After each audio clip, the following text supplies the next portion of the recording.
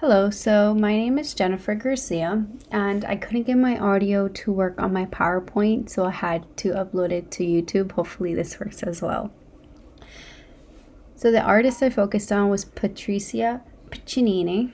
It's kind of hard pronouncing that last name, but I finally got the hang of it. The piece of art is called The Young Family.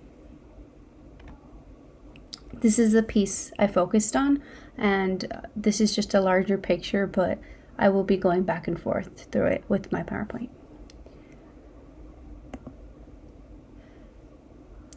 Patricia Piccinini. So she was born in 1965 in Sierra Leone and immigrated to Australia in 1972. She moved with her family, and Sierra Leone is in Africa, and she was 7 years old when this happened. She studied economic history before enrolling at our school in Melbourne, and that was the city that they moved into in Australia. It was called Melbourne. Her major interests were bioethics, biotechnologies, and the environment. That's how her artwork reflected in the interest of her world. She's best known for her hyper-realistic sculptural installation featuring strange hybrid creatures, as we can see on the far right, a picture of Patricia Piccinini and one of her artworks. As we can see, it's quite big. It's not a small sculpture, but it's kind of a realistic sculpture, as we can know that it's the same size as an ape would be. She is an Australian contemporary artist. Her practice is really about the changing definition of what we consider natural and what we consider artificial. So the process. She works with a small team of amazing technicians. Even though she does come up with the ideas herself, she draws these ideas and she makes them into sculptures. But she does need a team to help her, so they're highly skilled specialists that they include model makers, animatronics, engineers, automotive detailers, and 3D animators that all help her. The traditional skill that they use is hand sculptured plasticine models, as well as computer-based techniques like CNC and 3D printing. They do use silicone, fiberglass, even human hair, as we can see in this picture. She does use hair in the top of the ape's hair, as well as in her arms, and the baby's head, of course. The artist makes sculptures that appear familiar yet hyper-realistic.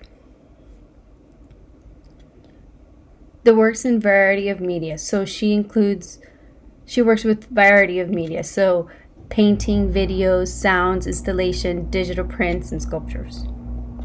So here's a little bit more of her artwork. She, as we can tell, she works more with pregnancy and babies. As we can see on the far left corner, we have a baby.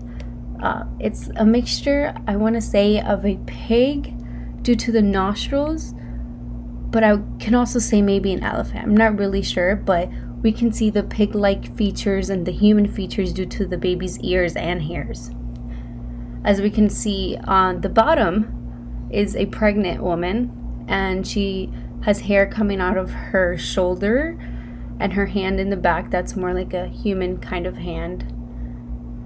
And then we have a baby in the middle as well, showing a trunk coming from the nose, and the hair doesn't really have legs and arms, but yes. These creatures are quite unsettling and strange to look at, but what she's trying to say with this is that what's the difference between humans and animals? What makes us different? So we get offended at times when, we refer to as an animal. So oh, he's acting like an animal. But why? Why is it so bad acting like an animal? We're all the same. So that's her message. What's the difference between animals and humans? So this is the piece that I focused on, The Young Family. Here's the picture of it in the museum. The Young Family, it was made in 2002 and 2003. It took quite a while to make, So that's why it says 2002 and 2003. It did take some time. We can see that the wrinkles between the babies and the mom. So we have a mom laying down, and it's kind of like a pig-like creature and human as well. So it's a mixture.